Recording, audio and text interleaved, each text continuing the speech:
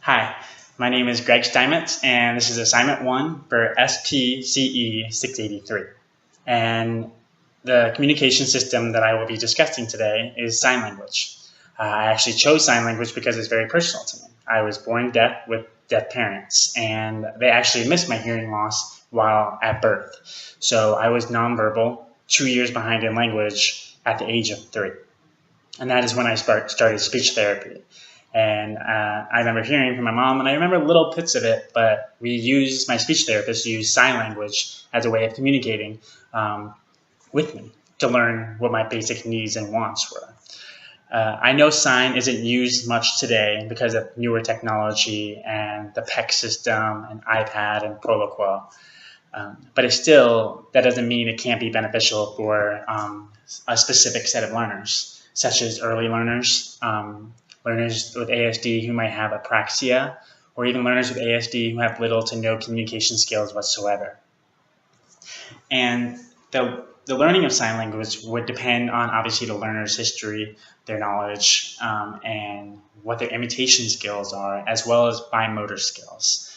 It's very important to keep all of that in mind while you're teaching sign language. I know that, obviously, here in America, we use American Sign Language, but we are not teaching our learners with ASD how to communicate with us in sign with complete sentences and all of that.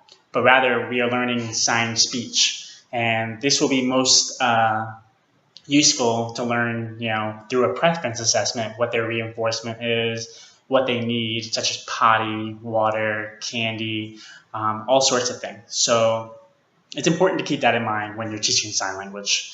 And there's good resources out there on how to learn sign language. A lot of training isn't really needed when you're working as a therapist for learners with ASD and trying to teach sign language. You can teach the signs through discrete trial instruction or natural environment teaching. And you can obviously start with a full prompt, teaching them. You can show them a ball and then teach them the sign for ball. This can be used during man training as well. I believe sign language is also important to know the modified sign because, as I said, with fine motor skills, a lot of our learners with ASD might not be able to move their hands into a certain way. So I think it's important to know the signs and how you can modify them for your learner to where they're almost very similar.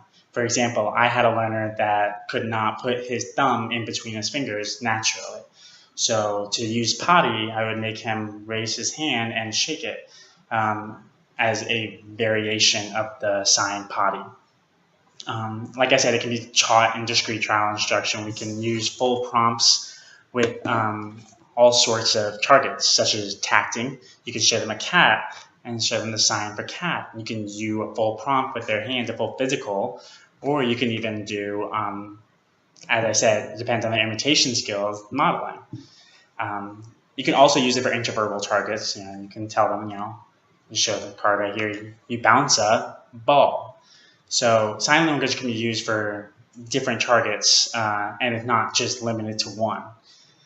Also, it's very important to know what region you're in America, because sign language can be different in all sorts of places. Sign language in Florida can be different from sign language in California. It's also important to keep that in mind.